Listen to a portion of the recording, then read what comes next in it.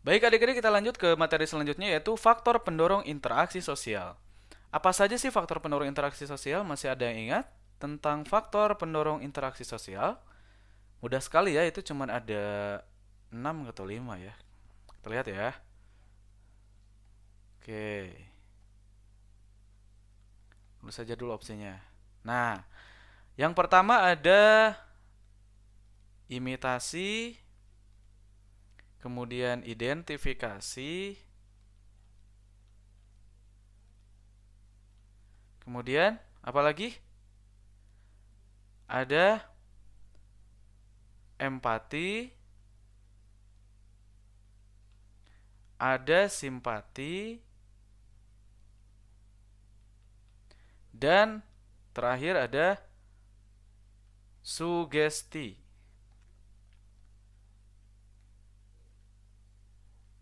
Nah, baik. Imitasi itu apa, teman-teman?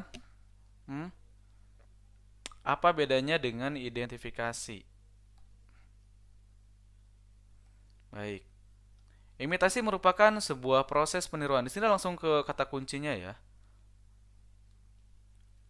Proses peniruan itu terhadap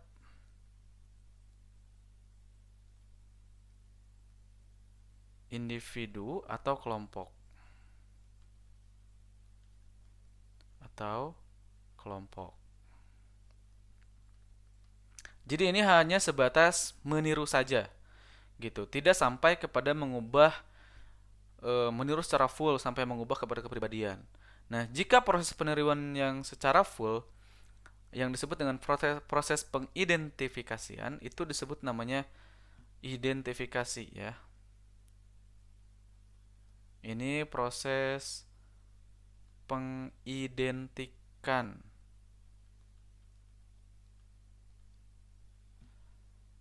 terhadap individu maupun kelompok. Oke. Jadi sampai mengubah poinnya ada di sini. Mengubah kepribadian asli. Pribadi secara full.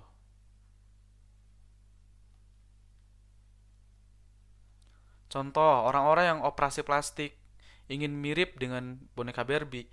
Nah, itu proses identifikasi. Tidak hanya sebatas imitasi. Kalau imitasi mungkin hanya sebatas meniru gaya pakaian, gaya rambut ya. Gaya apa tuh namanya? Gaya bermain bolanya kalau misalkan dia ngefans ke orang-orang main bola. Orang-orang yang main bola. Ada yang misal kalau ada yang ngefans banget sama musisi A, biasanya ketika dibikin lagu agak mirip tuh. Nah, itu namanya imitasi. Tapi kalau misalkan identifikasi itu benar-benar full secara keseluruhan sampai sampai ke wajah-wajahnya pun dioperasi.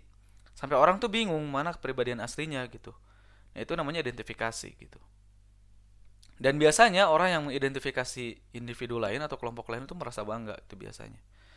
Semakin sama, semakin bangga, semakin bahagia gitu. Baik, lanjut kita ke empati. Empati itu mirip dengan simpati, tapi bedanya kalau simpati itu adalah proses rasa tertarik ya.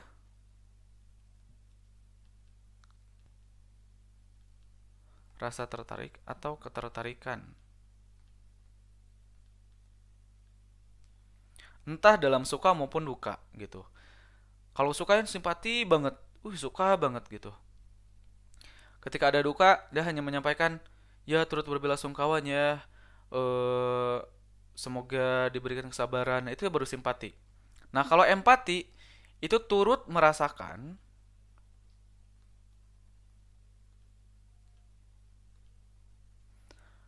apa yang orang lain rasakan. Nah, poinnya di empati itu disertai dengan tindakan. Kalau simpati itu tidak disertai dengan tindakan. Misal, ketika ada bencana alam, empati itu biasanya menggalang dana bersama-sama gitu untuk menyumbangkan sedikit rezekinya kepada korban bencana gitu. Jadilah ada tindakannya. Kalau simpati hanya sebatas ya berbelasungkawa bla bla bla bla gitu, itu simpati. Yang terakhir adalah sugesti. Sugesti itu adalah proses mempengaruhi ya, atau memengaruhi, memengaruhi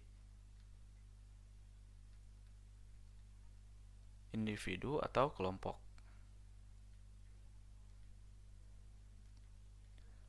Contoh, adik-adik di sini misal ke dokter, nah sama si dokter itu dikasih sugesti nggak boleh makan A, B, C, D supaya sehat gitu. Harus minum obat ini 3 kali sehari, itu kan sugesti. Anjuran sekaligus sugesti juga.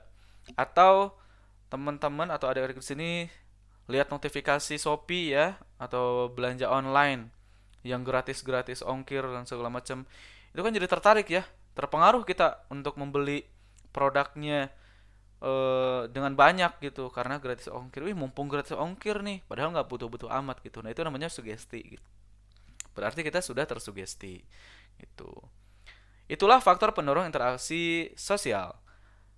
Tetap belajar terus dan selalu latihan soal karena belajar saja tidak cukup. Terima kasih.